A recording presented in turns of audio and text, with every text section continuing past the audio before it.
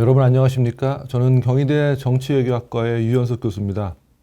오늘 반크 여러분들하고 민주주의 정상회의에 대해서 이야기 나눌 기회를 갖게 돼서 매우 기쁘게 생각합니다. 이번 주 월요일 18일부터 20일까지 제3차 민주주의 정상회의가 한국에서 개최되었습니다. 오늘은 민주주의 정상에 대한 소개와 또 그동안의 개요, 그리고 민주주의 정상회의는 한국에게 어떠한 의미를 갖는가에 대해서 여러분과 같이 이야기해 보겠습니다. 오늘 저는 이 네 가지 질문에 대해서 답을 하는 형식으로 강의를 진행할까 합니다. 첫 번째는 민주주의 정상회의가 과연 무엇인가, 그리고 그동안 어떻게 진행되어 왔는가, 특히 서울에서 열린 3차 민주주의 정상회의에서는 어떠한 주제들이 논의되었나 하는 것에 대한 이야기를 하도록 하겠습니다. 두 번째는 민주주의를 증진하는 데 있어서 왜 민주주의 정상회의와 같은 국제적 노력이 필요한가에 대해서 조금 설명을 드리도록 하겠습니다. 세 번째, 한국은 왜 민주주의 증진에 앞장서야 하는가, 혹은 민주주의 증진에 앞장설 수 있는가라는 질문에 대한 이야기를 좀 나눠보도록 하겠습니다. 마지막으로 이번 민주주의 정상회의 서울 개최가 한국에게는 어떠한 의미인가, 한국의 국익 또 한국의 여러 가지 외교적 측면에서 어떤 의미를 갖는가를 논의해 보도록 하겠습니다. 첫 번째 질문, 민주주의 정상회의의 이해에 관한 것입니다. 민주주의 정상회의는 과연 무엇일까요? 민주주의 정상회의는 2021년에 전 세계 민주주의 진영의 역량 강화를 목표로 미국 주도로 출범하였습니다. 2021년에는 약 110개국이 화상회의 형식으로 참여하였는데요. 여기에는 여러 가지 이유로 초대받지 못한 나라도 있었습니다. 대표적으로는 중국이나 러시아, 또 이란, 미얀마들이 참석하지 못했습니다.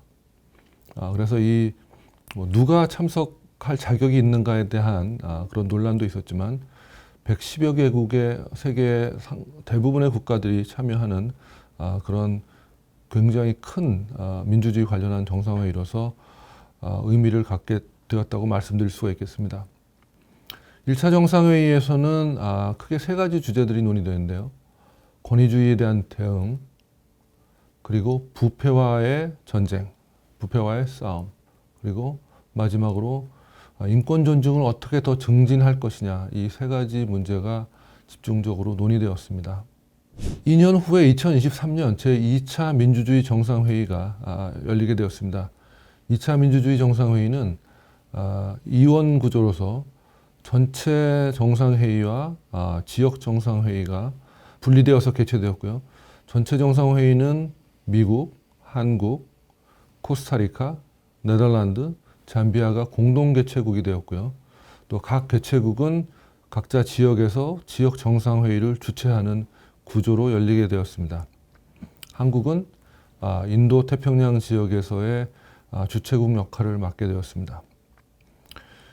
한국이 주최한 인도 태평양 지역의 지역 정상회의에서는 부패에 대한 대응을 대주제로 삼았습니다. 여기서 왜 민주주의 정상회의에서 부패라는 주제를 가장 핵심적인 주제로 다루었는가에 대해서 질문이 있을 수 있겠습니다. 부패는 민주주의적인 제도라든지 또 가치, 그리고 정의, 저스티스라고 하는 굉장히 중요한 가치를 훼손하게 됩니다. 그리고 이것은 결국은 우리가 굉장히 민주주의의 근간이 되는 법치주의를 위태롭게 합니다. 그래서 이런 부패와 싸우고 부패를 전 세계적인 차원에서 대응해야 될 문제가 이 민주주의 증진과 매우 밀접하게 관련이 되어 있습니다. 또 2차 정상회의에서 한국은 인태지역이라고 하면 인도 태평양 지역을 말합니다. 인도 태평양 지역의 민주주의 증진에 약 1억 달러, 지금 환율로서는 약 1,330억 원 정도가 되겠습니다. 를 기여하는 약속을 하였습니다. 이 2차 민주주의 정상회의에서는 민주주의 정상회의 선언이 채택되었습니다. 그래서 이 선언에 대해서 참석한 국가 중에 약 70여 개국 이상이 이 선언에 대한 지지를 표명하였습니다. 2024년 이번 달 3차 민주주의 정상회의가 미래 세대를 위한 민주주의라는 주제로 3월 18일부터 20일까지 한국에서 열렸습니다. 이 민주주의 정상회의가 미국 밖에서 열린 것은 이번이 처음입니다. 이렇게 되면 한국은 2023년 공동 개최국, 또 2024년의 개최국으로서 연이어서 개최국 역할을 하게 되었습니다. 그렇다면 왜 한국이 세계 민주주의 증진에 있어서 이런 핵심적 역할을 맡게 되었을까요? 제 의견은 기본적으로 한국의 민주주의 성취에 대해서 가지고 있는 세계인들의 어떤 신뢰, 그리고 한국의 민주주의 증진 리더십에 대한 기대, 이 두 가지가 있다고 생각합니다. 여러분이 잘 알다시피 한국은 민주주의를 또 산업화와 같이 성취한 나라고요. 한국의 민주주의가 이 인도태평양 지역의 매우 모범적인 사례입니다. 그래서 우리가 흔히 말하는 민주화와 산업화를 동시에 달성한 이 성과, 그리고 그 후에 민주화 이후에도 민주주의 공고화에서도 성취를 이룬 한국에 대해서 세계인들이 굉장히 모범적인 사례로 생각하고 있습니다. 두 번째, 한국은 이 민주주의가 안보와 경제적 번영을 촉진하는 데 매우 중요한 조건이라는 것을 보여주는 매우 중요한 사례입니다. 민주주의가 국가 안보의 기반이 됩니다. 또 민주주의가 개인의 자유와 창의를 북돋움으로써 경제적 번영을 촉진한다는 것을 전 세계에 보여주는 아주 훌륭한 사례라고 생각합니다. 세 번째로 우리 윤석열 정부는 자유와 인권, 또 법치 등 민주주의적 가치를 집권 초반부기부터 강조해 왔습니다. 그래서 이러한 세 가지 요인들이 한국을 민주주의 정상회의 개최국으로서 매우 적합한 나라로 인식하게끔 만들었지 않았나라는 생각을 해볼 수 있습니다. 그러면 이번 서울에서 열린 제3차 민주주의 정상회의의 주요 내용을 소개하도록 하겠습니다. 우선 대주제는 미래 세대를 위한 민주주의입니다. 이 주제는 이 민주주의 정상회의를 미래 세대를 위한 민주주의를 구현하는 굳건한 연대와 협력의 장으로 만든다는 목표를 잘 반영하고 있습니다. 주요 세부 주제를 보면요.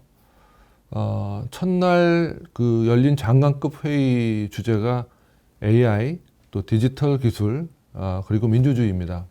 지금은 세계 곳곳에서 반민주주의 세력들이 신기술을 악용함으로써 민주주의가 위협받고 있는 상황입니다.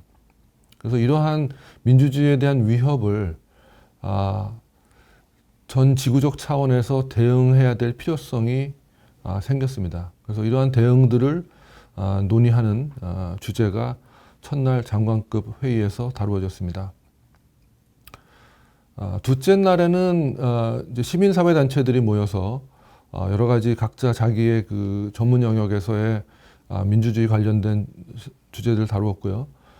마지막 날인 정상회의에서는 여러 논의가 다루어졌는데요. 우리 윤석열 대통령이 주재한 주제는 기술, 또 선거 및 가짜 뉴스가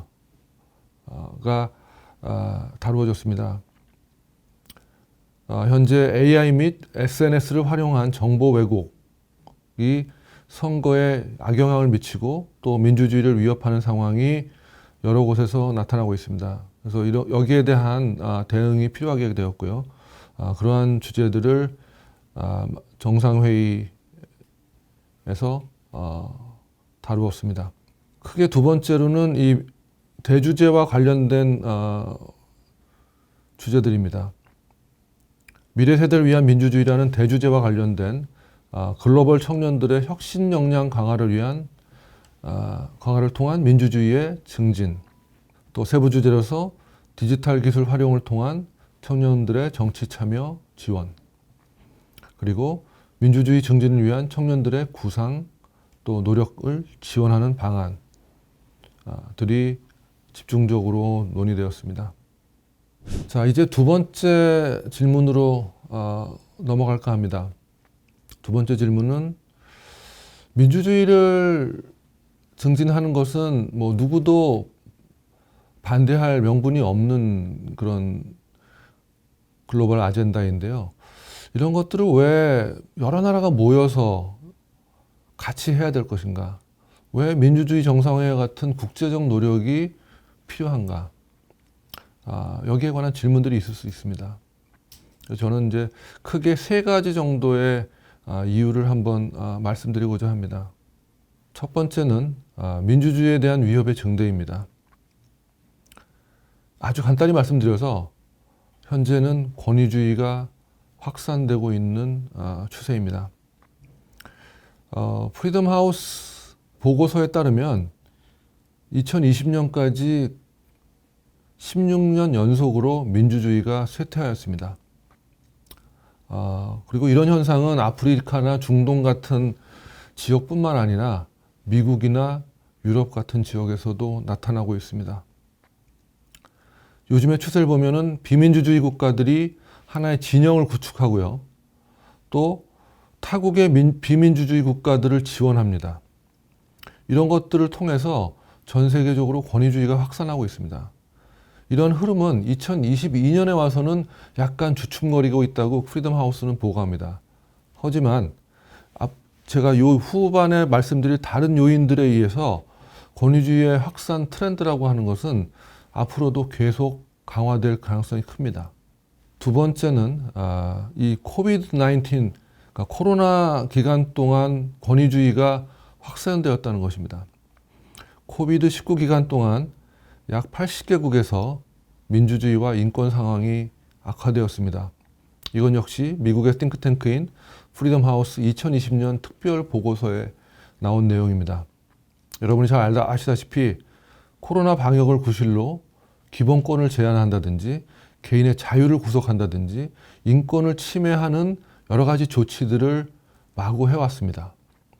문제는 코로나가 끝난 이후에도 이러한 조치들이 중단되지 않고 계속 진행이 되고 있는 나라들이 많다는 것입니다. 그래서 이 코로나 3년 기간 동안에 전반적으로 전 세계적으로 인권이라든지 개인의 자유권이 심각하게 구속되는 상황이 일어나고 있습니다. 세 번째는 이 신기술로 인한 민주주의의 위협입니다. AI라든지 또 스파이웨어 이런 것들이 민주주의를 위협하고 있습니다. AI는 여러분이 잘 아실 테니까 이 스파이웨어라는 거는 이게 몰래 상대방의 기기, 뭐 컴퓨터나 이런 데 심어놓고 상대방의 이메일이라든지 문자 메시지 같은 것들을 가져가거나 또 이 이메일이나 문자 메시지를 조작하기도 합니다. 변형시키고 이렇게 할 때 쓰이는 하드웨어나 소프트웨어 장치를 말합니다. 최근에 이런 상업적으로 개발된 스파이웨어들이 큰 문제를 일으키고 있습니다. 그래서 2차 민주주의 정상회의에서도 미국은 이 문제를 중요한 이슈로 다루었습니다. 전 세계에서 권위주의 정부들이 불법적 감시와 통제, 또 개인의 자유 침해, 또 정보의 왜곡들을 위해서 이러한 스파이웨어나 또 AI 같은 신기술을 이용하고 있습니다. 그래서 이런 신기술이 점차로 발전됨에 따라서 이게 긍정적 역할을 하는 것뿐만 아니라 민주주의에 여러 가지 부담을 주고 위협하는 수단으로서 사용되고 있습니다. 마지막은 이 가짜뉴스의 확산입니다. 가짜뉴스는 정보를 왜곡하고 선거 기간에는 유권자의 선택을 왜곡하고 잘못된 선택을 하고 그렇게 해서 선거와 같은 이런 민주주의적 거버넌스를 위협하는 매우 위험한 기술입니다. 실제로 많은 나라의 선거에서 이 가짜뉴스를 사용한 이 캠페인들이 벌어지고 있습니다. 이런 것들은 이 선거가 민주주의의 가장 중요한 제도라고 생각할 때 민주주의에 매우 위협적인 일들입니다. 두 번째입니다. 왜 민주주의 정상회 같은 국제적 노력이 필요한가? 아주 간단한 답은 민주주의는 매우 중요하기 때문입니다. 단순히 더 좋은 이념으로서 중요한 게 아니라, 더 좋은 제도로서 중요한 게 아니라, 민주주의는 평화와 번영을 만들어내는 매우 중요한 환경이기 때문에 중요합니다. 따라서 이러한 환경을 우리가 계속 강화하고 지켜내기 위해서 국제적 노력이 필요합니다.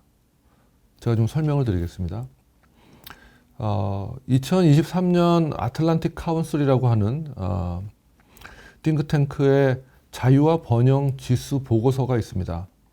이 보고서에서는 전 세계에 있는 국가를 이제 자유주의 국가, 권위주의 국가로 나눴습니다. 물론 매우 자유주의적인 국가, 약간 자유주의, 뭐 약간 권위주의, 매우 권위주의, 뭐 이런 식으로 나누었고, 또 경제적으로도 번영한 국가, 약간 번영한 국가, 이런 식으로 차등을 두어서 구분해 놓았습니다. 현재 세계 국가들을 보면 이 45개 권위주의 국가 중에서 오직 10개 나라만이 약간 번영하는 나라라는 걸 발견했습니다. 쉬운 말로 하면 권위주의 국가 중에 잘 사는 나라들이 별로 없다는 겁니다. 그러니까 권위주의가 빈곤과 매우 중요한 연관성이 있다는 겁니다. 우리가 예를 멀리서 찾을 필요는 없고요. 북한을 보시면 됩니다. 북한의 빈곤이라는 것은 북한의 3대 세습, 전체주의 공산당 정권의 부산물입니다. 또 최근 중국이 경제적으로 매우 어려운데요. 최근의 중국의 경제적 위기가 여러 가지 원인이 있지만 시진핑 주석의 권위주의적 통치가 최근 강화된 것하고도 관련이 있다는 지적들이 많이 나오고 있습니다. 그래서 지금까지 말씀드린 것은 민주주의가 이 경제적 번영, 국가의 경제적 번영과 매우 밀접하게 관계되어 있다. 따라서 우리는 민주주의를 지키고 강화해야 한다는 이야기입니다. 두 번째는 민주주의라는 것이 평화와도 매우 밀접한 관계가 있다는 것입니다. 민주적 가치 그리고 제도는 분쟁과 전쟁을 억제하는 기능을 통해서 평화에 기여하게 됩니다. 보편적 가치의 존중, 견제와 균형, 또 협상과 타협의 민주주의적 문화는 분쟁을 억제하고 또 분쟁의 평화적 해결에 기여합니다. 따라서 인도태평양 지역의 민주주의적 거버넌스를 증진하는 것은 결국에는 영내 평화에 기여하는 것이 됩니다. 이러한 이유에서 우리는 한 나라의 노력이 아니고 국제적으로 민주주의를 강화하고 지키는 노력을 해야 하는 것입니다. 세 번째, 민주화는 혼자서 달성하기가 어려운 과정입니다. 지금 현재도 민주주의를 추구하는 나라나 사람들이 그들보다 훨씬 강력한 권위주의 세력의 존재와 마주하고 있습니다. 몇 가지 예를 들어보면 우크라이나는 혼자 힘으로 이겨내기 어려운 러시아의 군사적 침략을 받았습니다. 만일 지금 서방 여러 국가들이 도와주지 않는다면 우크라이나의 민주주의를 지킬 수 없습니다. 미얀마에서는 군부 쿠데타가 일어나서 민주화 운동을 유혈 진압하고 있습니다. 이미 약 2,100명 이상이 사망했고요.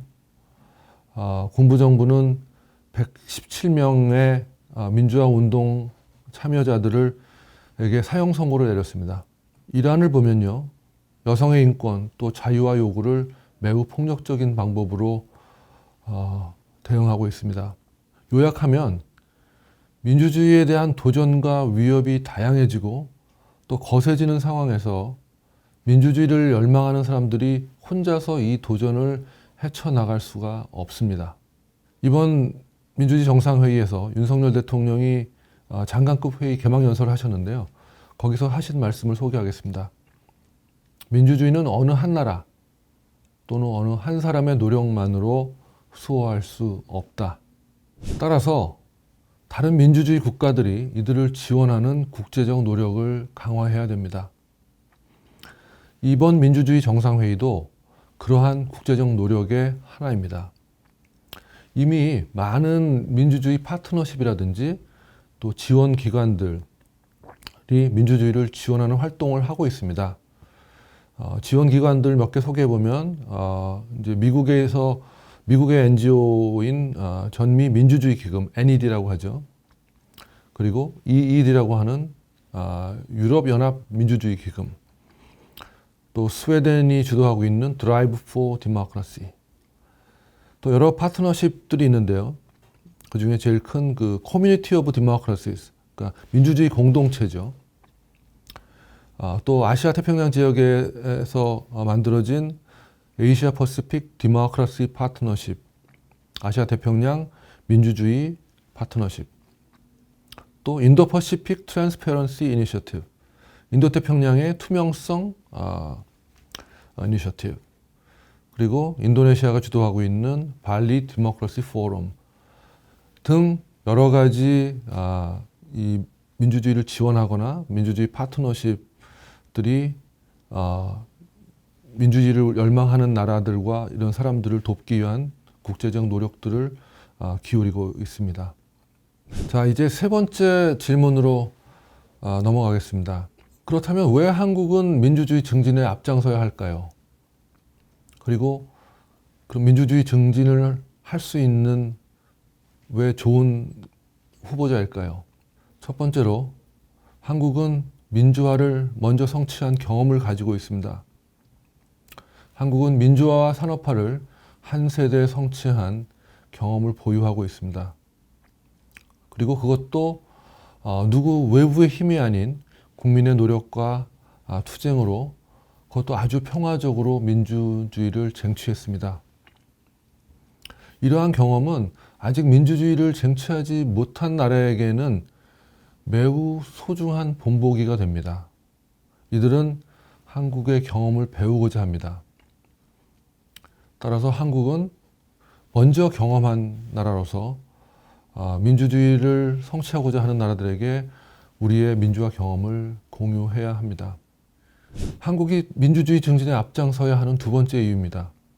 한국은 민주화 과정에서 국제사회의 많은 도움을 받았습니다. 여러 민주주의 국가들, 정치인들, 지식인들, 또 국제재단들, 그리고 국제 앰네스티와 같은 NGO들, 국제 NGO들, 또 지구 시민사회의 여러 단체들, 이런 단체들이 한국의 민주화의 고비고비마다 중요한 역할을 했습니다. 여러분이 우리 김대중 전 대통령이 납치되었을 때 김대중 대통령을 구해낸 데 도움을 준 나라도 있고요. 김대중 대통령이 내란 혐의로 사형을 받았을 때 김대중 대통령을 사형시키지 못하게 압박을 가한 것도 전 세계의 정치인들, 지식인들, 또 민주주의 국가들입니다. 이런 여러 고비고비마다의 도움을 통해서 한국은 혼자 외롭게 싸운 것이 아니라 우리가 민주주의를 우리 국민들이 이끌었지만 여러 민주주의 국가들, 여러 단체들, NGO들의 도움을 받아서 민주주의를 성취할 수 있었습니다. 이러한 한국이 세계의 민주주의 증진에 기여하는 것은 이것은 선택의 문제라고 볼 수 없습니다.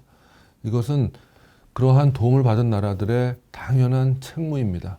세 번째로 한국은 타국의 민주주의 노력을 지원하기에 매우 좋은 조건을 가지고 있습니다. 강대국들도 이런 역할을 할 수 있는데요. 만일 강대국들이 다른 나라 민주주의 증진을 위해서 무엇인가 한다면 이러한 도움을 간섭이나 개입 또는 어떤 의도를 가지고 있는 위협적인 행동으로까지라도 생각할 가능성이 있습니다. 하지만 한국은 식민지 경험을 했고 전쟁을 겪었고 빈곤한 국가였습니다. 이런 어려운 환경을 극복하고 혼자의 힘으로 민주화를 성취한 나라입니다. 그리고 한국은 타국을 점령하거나 침략하거나 그런 경험이 없습니다. 역사적 짐이 없는 나라입니다. 그래서 많은 나라들이 이러한 한국을 어떤 민주화의 롤 모델로 생각하고 한국이 보다 적극적인 역할을 해주기를 기대합니다. 지난 2월에 서울에서 민주주의와 관련한 국제회의가 열렸는데요. 거기서 동남아의 전문가들이 아직도 동남아에는 이 민주주의의 여정에 있는데 많은 도움이 필요한 나라들이 있다. 근데 이런 도움을 주는 방법이 가장 좋은 것은 한국이 앞장서고 미국이나 일본 같은 나라들은 뒤에서 조용히 지원하는 것이 가장 효과적인 방법이다라고 말한 바가 있습니다. 뭐 미국이나 일본이 우리보다 경제적으로 더 많은 지원을 할 수 있을 것이고 여러 가지 많은 수단을 가지고 있다고 생각하지만 그런 강대국들, 역사적 짐이 있는 국가들이 다른 나라의 민주주의 증진에 참여했을 때 생길 수 있는 부작용이라든지 이런 그 역효과들이 있습니다. 그래서 그런 동남아 전문가들이 한국이 앞장서는 게 매우 효과적이다라는 아마 말을 한 것 같습니다. 다시 말하면 한국의 민주주의 지원 활동을 세계 여러 나라들은 위협적으로 느끼거나 거부감을 갖지 않는다는 것입니다. 이것은 한국이 민주주의 증진 활동을 하는 데 있어서 매우 유리한 조건을 가지고 있다는 것을 의미합니다. 그래서 이렇게 세 가지를 통해서 한국이 민주주의 증진에 앞장서야 하고 또 앞장서서 잘 할 수 있는 매우 좋은 조건을 가지고 있다는 것을 말씀드렸습니다. 자, 마지막으로 이번 민주주의 정상회의 개최가 한국에게는 어떠한 의미인가에 대해서 크게 네 가지로 나누어서 말씀드리겠습니다. 이번 3차 민주주의 정상회의 개최는 첫 번째로 한국의 글로벌 중추국가 국정목표 실현에 매우 중요합니다. 글로벌 중추국가라는 것은 영어로는 글로벌 피보탈 스테이트입니다. 그러니까 이 피보탈이라는 것은 없어서는 안 될 이런 의미인데요. 세계의 자유, 번영, 평화에 기여하는 국가를 말합니다. 윤석열 정부의 국정 목표 중에 가장 중요한 목표 중 하나가 글로벌 중추 국가가 되는 것입니다. 그래서 이번 민주주의 정상회의의 주최국 역할을 함으로써 한국은 글로벌 중추 국가에 한 발짝 더 다가섰다고 생각을 합니다. 이미 한국은 2차 민주주의 정상회의에서 영내 민주주의 증진에 1억 달러의 기여를 약속했습니다. 이런 역할을 통해서 한국은 글로벌 중추국가가 되겠다는 약속을 성실히 이행하고 있습니다.